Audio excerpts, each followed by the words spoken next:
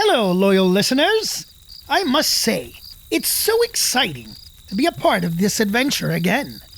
I'm glad to contribute in my own unique way, with style and panache.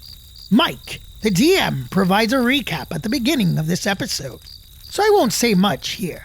Just remember that we have a large group of adventurers together, and they've been asked by Mun the Immortal to fly their spelljammer, Corellan's Needle, up to his orbiting wizard tower.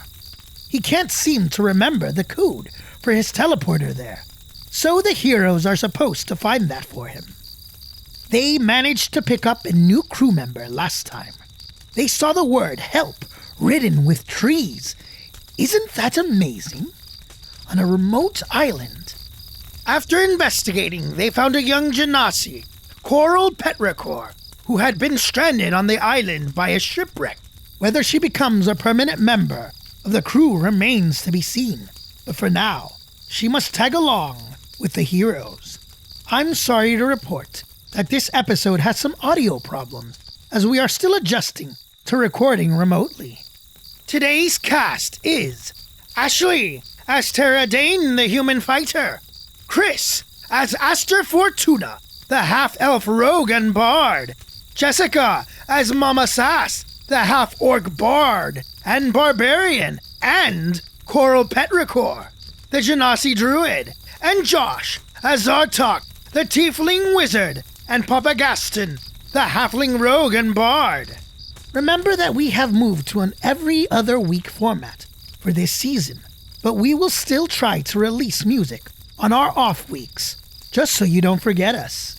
But you couldn't possibly forget me, Aster Fortuna, Bard Extraordinaire, could you? Let's join our friends now as they take their first flight on a spelljammer.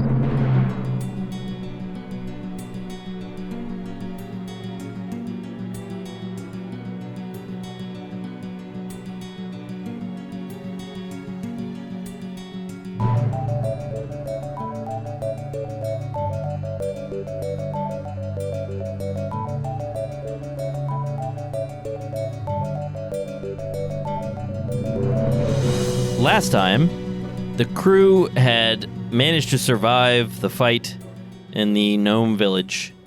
And after gathering their forces and talking to Mun and other people who had come up out of the world, they decided that the next thing they were going to do, of the several options open to them, was to try to go to Mun's tower, which he pointed out to you is on top of a rock that appears to be orbiting the planet.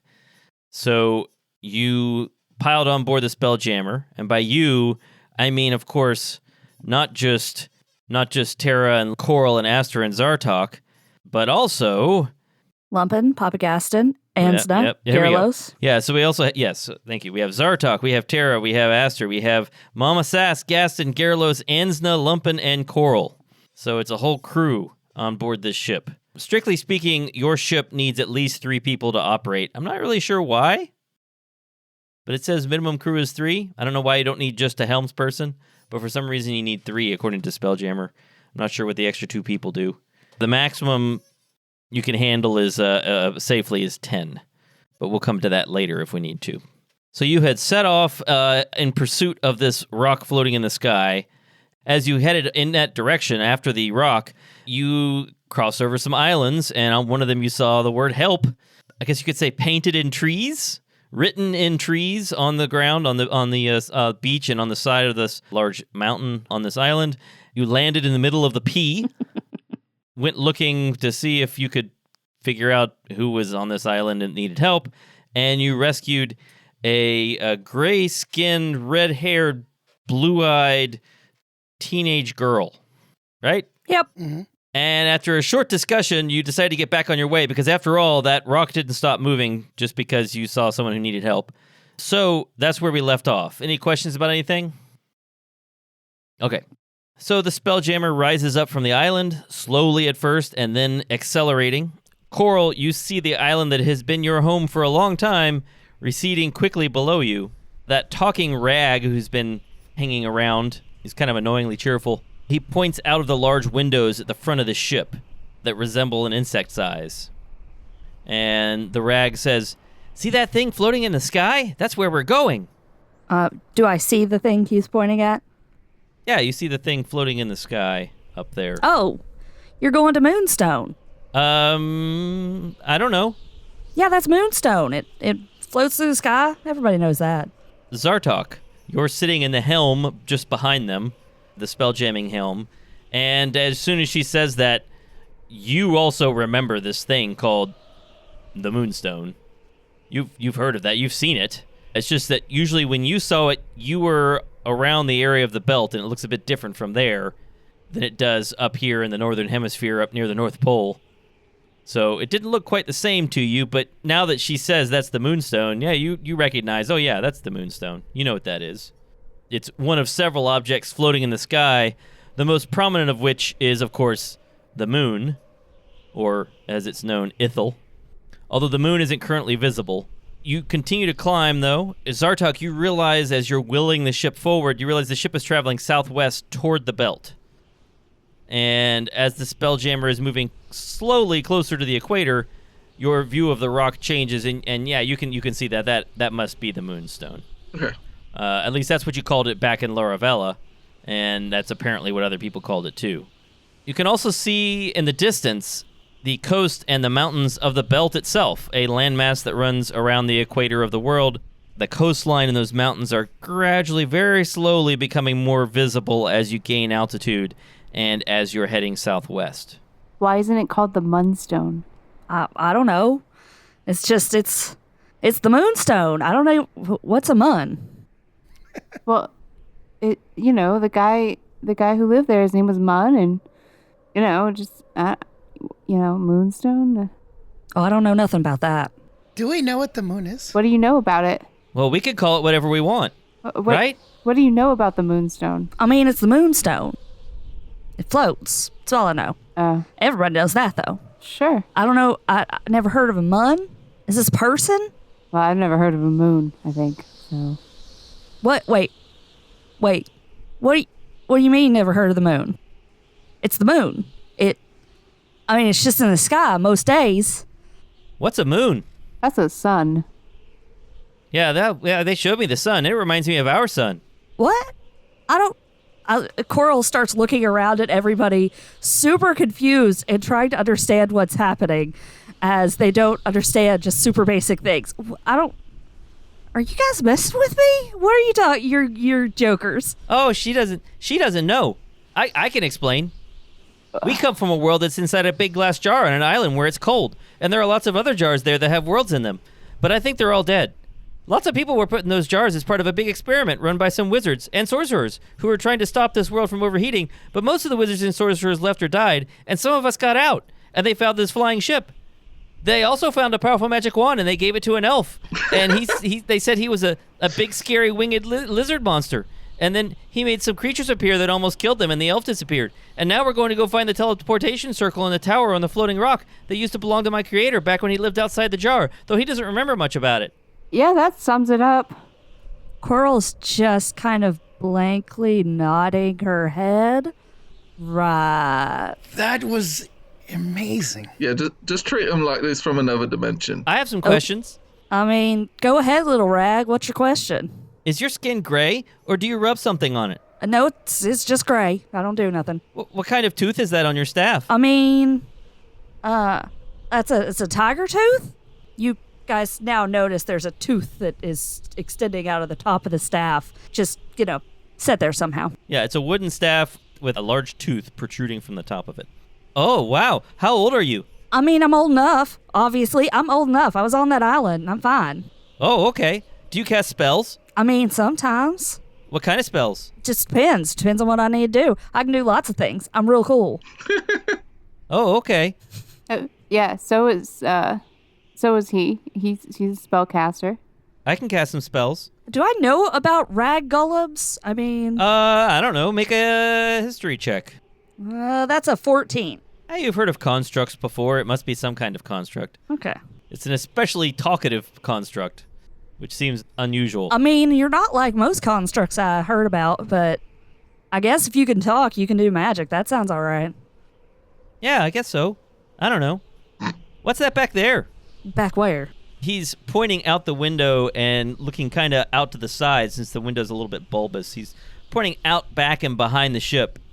Zartok, when you're piloting the ship, you can sort of feel and see all around it. And as you direct your focus toward the direction that Lumpen was pointing, you can see there's something rising from the clouds below, catching up with your ship. What's it look like? It looks kind of like... Oh, I bet I can... Oh, I can do this. It looks kind of like What is it? What is that? this, except it's painted gray. Can everybody see that? Yeah. Oh, it's like a Fish? fishy. Yeah. Interesting. There's a spell gem up behind us. It looks like a fish painted gray. There are holes in the sails, and the hull appears to have been crudely patched in several places. And as it draws nearer, you can see there is crew on board sort of running around. Some of them run up to the mast, and they start running a flag up the mast. All right. What's the flag look Do you like? see what the flag looks like? It's pretty far away, but make a perception check. That's a 26. Wow. Okay. With a 26, yeah, you know what this is. There's a pattern on the flag. It looks like an X made out of chain links. Oh no. We need to go. We need to go fast. If we need to outrun them or we need to kill them, but we need to go. Fast. Go. All right. Well, I will. why? Zartok casts. The Spelljammer pilot spell at level 3 instead of 1. Ooh, all right. So we're in a pursuit then. Okay, so we're going to enter Spelljammer combat. Tara is looking at Coral and going, who are they? They're slavers. What? Don't you know anything? Everybody knows about slavers. We do not want to get caught. I mean, I guess we can surrender and hope they won't. Yeah, they won't send all of us off to be slaves. But if we don't surrender and they catch us, we're all becoming slaves. Oh, we don't surrender. Well, then we better run or we better kill them. Like I said. This is our first combat in the podcast using our custom Spelljammer combat rules, which you can find for free on tftggw.com. I'll post links in our Facebook and Twitter feeds to share that with everyone. It's a 19-page PDF, and we might update it as we test out the rules and see what does and doesn't work. It even has some Spelljammer art in it. So take a look at that, listeners, if you get a chance. I'm going to remind everyone of a few things. Your ship's minimum crew number is 3 because it's small and easy to operate, but you need to keep 1/4 rounded up of the minimum crew available as deckhands to help the bosun. But in your case, because the minimum crew is 3, that's just one person. So that what that means is for the bosun, whoever the bosun is, to do their bosun activities, they need 1 deckhand helping them out. Okay? Okay. I assume Zartok is operating the helm. He's just cast Operate Spelljammer Helm as a 3rd level spell, which will make the ship a bit more powerful. Tara, I assume, is the captain. Yes. Aster is the bosun, probably? I was the bosun, but would Coral be a better bosun? I'm going to say for this one, with Coral being brand new, she's just going to be a deckhand. Okay, that makes sense. Aster is the bosun. Mama Sass is the gunner, I think we said. Yeah. And that leaves Gaston, Gerlos, Ansna, and Coral to help as deckhands. That's 1, 2, 3, 5, 4 deckhands, right? You only need one of them to actually help Aster with his activities. 2 of them need to help Mama Sass reload and aim the ballista. I'm going to ask for Ensna. I was going to say Gerlos and Ansna probably are best to help with that because they're much lower level and less useful in general. Yikes. Well, it's true. Lumpen can't do very much. He's very weak physically. I mean, he's only like a foot tall. He can't leave the cabin when the ship is flying through the atmosphere because he's at risk of being blown off the deck by the wind. Sure. Aw. We could use him as a replacement sail, though. Okay. You can use him to patch the sails if necessary. Gaston jumps into the cabin and goes, "There's another ship. They're here to party with us." Apparently they're not here to party. What? Yeah, they're bad people? That is clearly a party boat. They don't want to party. They're here to slave us, put us in slavery. I'm not doing that. Oh, okay, that is bad. As I will go with the Ugly to the ballista. Let's go. I want to shoot something. So that leaves Gaston and Coral free. One of them can help Aster with bosun tasks. The other could focus on ship repairs or act as a spotter or a lookout or do something else. How are you allocating these deckhands then? I guess Gerlos and Ansna are helping with the aiming and reloading the ballista? Sure. Yeah, that makes sense. Okay. And I mean, if repairs are needed, we can have one of them switch. But right now, Sure. they can, Right. help wherever is best, which is probably aiming, reloading. That leaves Gaston and Coral free. One of them should help Aster, and the other one is free to do something else. Okay, I think spotting is pretty useful, right? Mm-hmm. Well, let's have Jessica pick what Coral does, so that way Yeah. Okay. Gaston will just do the opposite. So let's start with initiative. That's all right. Yeah, that's not a very good start. Mike, what kind of light weapon do we have? Is it a ballista or a trebuchet? It's a ballista. Okay. Yeah, the light ballista is not very powerful, but it doesn't take a big crew to fire at least. It's true. All right, so Josh, what'd you get? So I rolled a 5, and then, so I add the 2 from casting a third level spell, add a 3 for intelligence. And then you have to And- look at the ship's rating from the table. Yeah, is that also a 3? Where's that table at? Yeah, so you're level 7, right? So yes, you have a ship's rating of 3, Okay. which means your bonus then is 3 plus 2 more from casting it as a third level spell, plus your proficiency bonus, which is also 3, right? Yep. And then anything else? The example has a 4, but I don't know where the 4 is coming from. You're using a major helm, which gives you a ship's rating of 4. Oh, okay. And you've casted a third level. Yeah, so that number is actually correct. 12 is your ship's rating Cool. check bonus thing. Cool. So we're at 17 for initiative. All right, 17. They got a 9. Good. We'll go second. You want to go second. Great. Yeah. So the part of the way these rules work is that if you get the higher roll, you get to choose to go second. And that way you get to observe what the other ship does and then act based on that, or you get to respond to that. The other side has to commit before you act.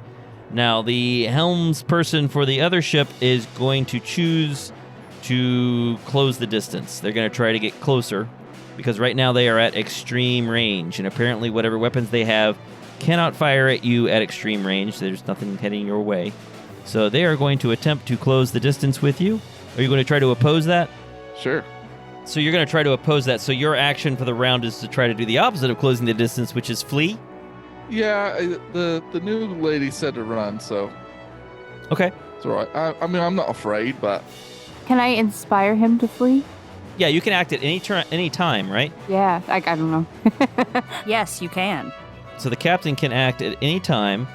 If you want to, you can try to do something to inspire your crew member. Yeah, my captain skill is to inspire. So my inspiring speech is, hurry it up, Zartok, let's go out of the way.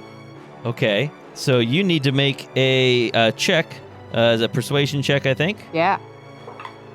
That is a 12 plus 11. Wow. Yeah, you definitely beat the DC for that. The DC was 15, given your ship's condition. So yeah, you inspire Zartok to hurry up and get out of the way. So Zartok, you need to make your check, and it is opposed by the other helmsperson. Remind me what the bonus is after I'm inspired. He gets advantage advantage. Okay. Yeah, you get advantage on the check. on his next action roll. It's all right. Yeah. So rolled a 14 and a 19. I take the high of the 2. Add on a bunch of stuff, so we get 31. Oof. Yeah, they didn't even come close to that. That means that they move from extreme range to out of range. In other words, Zartok pours on the speed, and your Dragonfly Spelljammer quickly accelerates, leaving the clunky-looking fish-shaped ship behind. It is in your dust. She's kind of Scary when she yells at me like that. Just need to do it. So you can see that ship recedes into the distance. It just can't keep up. Its helmsperson is either unwilling to use a more powerful spell or unable, or they just don't think it's worth it chasing your ship. But for whatever reason, they drop out of sight behind you. And you continue rising. However, again, you're making a beeline for this floating rock. but it feels like you're falling behind it rather than catching up. There's just too much air resistance. And now you're using a 3rd level spell, but even at your current speed, which is around 60-something miles per hour, you're not catching up with this rock as it's moving away from you. What do you want to do?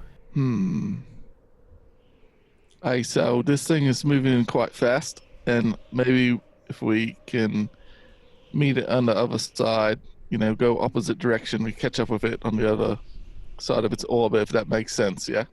Like around the world? Sort of. It might take a bit longer to do it, but Can we just go really fast? this is as fast as I can make it go. Make the Mike, can we make the send gas and up into the sails, do something?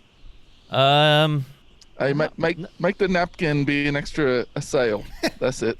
You probably want to take the sails down if you're trying to go faster. Oh, we're resisting it. Okay, gotcha. Yeah. Everyone, you notice that Zartok is trying, he's looking around, he's thinking about the sails, he's trying to think about what to do, and his tail is pointing upward, like it's just gesturing, like pointing upward. Oh, what's that mean? You mean you want to go outside where there's no air? It sort of wiggles up and down and points upward. All right. Tara hey, looks everyone, up. hold your breath. Wait, what? What's happening? We're going to space. So you head straight upward then? 45-degree angle. Wait, hold on. Tara looks up. What's up? Well, up just appears to be... Well, I guess I could point out a few things when you look around and try to look up. First of all, you notice as your ship continues to rise that the sky above is getting dark and that the sun seems to be receding around the side of that globe below you. In fact, you can definitely see from this high altitude that the world below you is round. It is not just a flat disk, it is an orb, a sphere. And you can see the curvature of that sphere below you. And as you continue to rise up above that sphere, you can see that the air outside seems to be getting thinner. That is, you can see beyond the atmosphere of this world. You can see above the air of this world, and you can start to see more of those little twinkling lights that you saw before when you're back inside the Wizard Research Complex when you first arrived. More of those twinkling lights up in the sky above, those little white dots. The sun is quickly receding behind that enormous sphere below you. You probably have less than an hour of daylight left. But as you exit the atmosphere, Zartok, you suddenly feel the ship surge forward. And it begins moving much more quickly. But even more bizarre, it seems to have a bubble of air around it. That is, the ship seems to keep a bubble of air all around itself after it leaves the atmosphere. Coral knows that spelljammers exist. Does she understand the air pocket, or is it just not something that's ever come up? I don't know. You tell me. Do you think that's something she would know about? No, I don't think so. Probably not. And just not that. I can't imagine that comes up. It might not even be obvious to any of you that there's no air Yeah, outside. I don't think Tara would understand any of it. Are the annoying bards on the outside of the ship passing out, or are they still conscious? Oh, they're fine. Annoying bards. Darn it. Yeah, they're fine. In fact, the wind has stopped. So it's actually more comfortable out there now. Mama Sass is yelling and cursing because she didn't get to shoot anything. But other than that, This is amazing. Everything's a black expanse in front of Aster right now? Right. Above you is a black expanse with little twinkling white dots. Below you is this blue and green world that is quickly becoming dark. This is the most fascinating thing I've ever seen, Zartok. This is like fantasy times 1,000. It's like magic in front of my eyes. What? I have no words to describe the sheer beauty of what I'm witnessing right now. Sometimes I feel like the gods gave me a classroom of children, told me that I'm supposed to keep them alive somehow. I'm not alive, so it's okay. Tara is standing at the insect eyes window, also, admiring the view. but quietly. Coral's in the back. She's just standing there trying not to look really impressed, but she is. It's really cool. Trying to look jaded and cynical. Yes. All right. Cool. All right. What's Aster doing? I am sitting there, and as I'm talking, I start to get sad, and I think, man, Paxton would have loved to have seen this. Roll an insight check, Aster. Oh, okay. 13. Okay. Maybe Aster thinks Paxton would have loved to have seen this. We'll show him someday. The audience knows that Paxton would have been totally freaked out and might have thrown up. No, he's a scientist. He lives for this. As your ship continues to accelerate, it's actually moving at an astonishing speed now towards this moonstone. Are we able to see anything on it as we're getting closer? So as you're getting closer, it appears to be roughly a mile in diameter, forming a rough circle. The underside is almost entirely jagged rock, but there are several trees jutting out perpendicular to the plane of the moonstone, pointing toward the planet below. So there are trees growing straight down toward the planet below on the underside of this thing, and you're approaching from the underside. As your ship continues to rise, the upper surface of the moonstone becomes visible. Unlike the rocky underside, this side is mostly flat and covered with foliage, fruit trees, berry bushes, and flowers of every color imaginable. The plants grow denser toward the middle of the floating island, the trees are taller, and a tower of black metal juts out above the tall trees. There are many windows in it, but they all appear to be sealed shut. No light escapes the structure. There's a stone circle of concentric rings, which must be a Spelljammer landing platform because there's a decrepit ship parked right in the middle of it. You still have plenty of room to land, though. There are magical torches surrounding the platform, providing plenty of light. Do you want to land or circle around and look around some more? What do you want to do? Take it around for a little, so one orbit or something, and then we'll park it. All right, so Zartok has the dragonfly circle around this floating island. It's like a Disney ride. Sure. I guess everyone roll perception checks. 9. 23. 17. 16. Coral, Actually, I'll start with the obvious stuff. All of you can see that there is a walkway leading straight from the platform, the landing platform, to the tower in the middle, lit by torches, though it's hard to see the path once it enters those dense trees. You don't see any movement below while you're circling around. Zartok, you see that there is a tall shed on the opposite side of the moonstone from the landing platform. It looks like maybe a garden shed or something, but it's very tall. Like maybe 20 feet tall. It's got a really large door on it. Coral, you occasionally catch glimpses of what must be statues hidden in the trees. They look to be probably white marble, but you can't really get a good look at them because of all the trees in the way, but you're the only person to see that they're actually there. Okay. Is anyone looking for anything in particular? Did we see any doorways or entrances? The problem is the bottom of the tower is obscured by the trees. Okay. But there is a bit of an opening in the canopy, and you can see there is a door. There is a large pair of doors, actually, at the bottom of the tower, and that pair of doors must be the main doors. I would only be looking for like a sense of life or danger. The only life that you see is plant life, at least at the moment. Anything else? Okay. So Zartok, you want to try to land? Yeah. Just for fun, let's have Zartok make a helmsman maneuver check to see how gentle the landing is. And we crash and die. It's a 19. Oh, it's pretty It good. is pretty good. Yeah, he gives a pretty gentle landing. The legs fold up somewhat, allowing the dragonfly to lower down to the ground, and the ship lands nearby that other ship. Do you want to land right next to it or a little bit away from it, or how close do you want to get to that other ship that's on the platform? As far away from it as we can. Oh, okay. So you're like as far away from that other ship on the platform as you can possibly get. Yeah, Okay. we don't want any of the termites or wood ants on it to get on our Fair side. enough. Yeah. Right.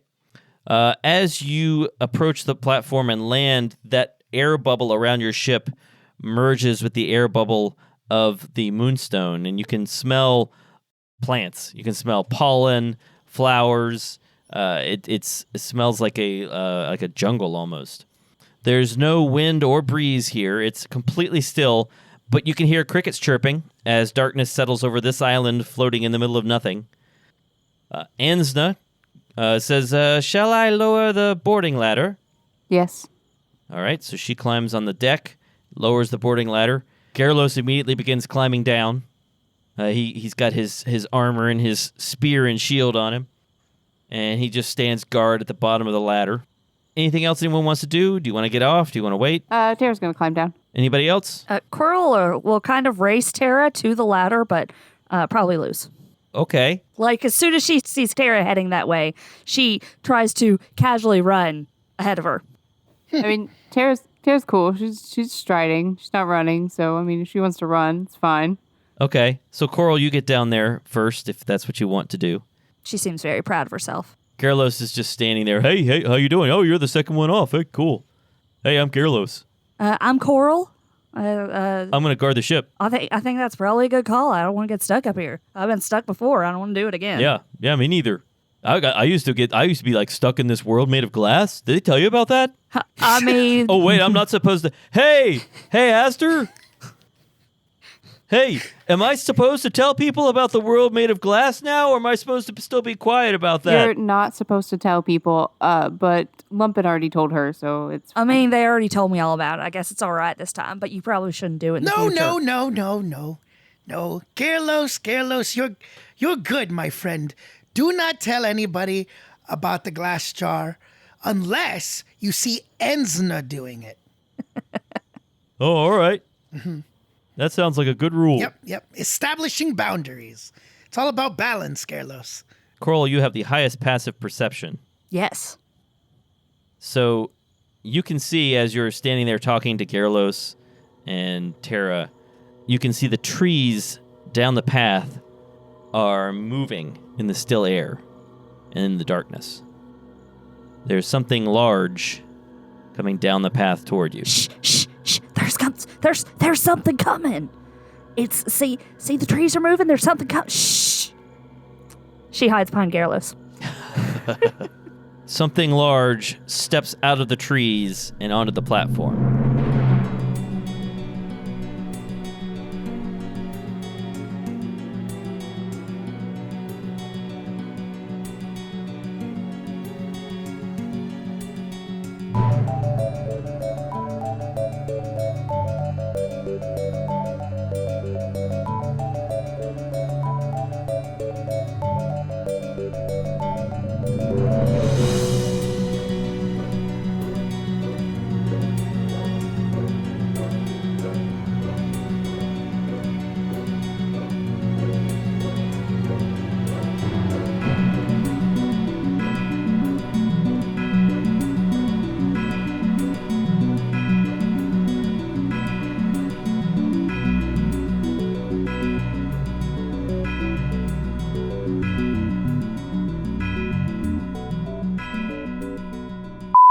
Coral's I get in the a little back. sad.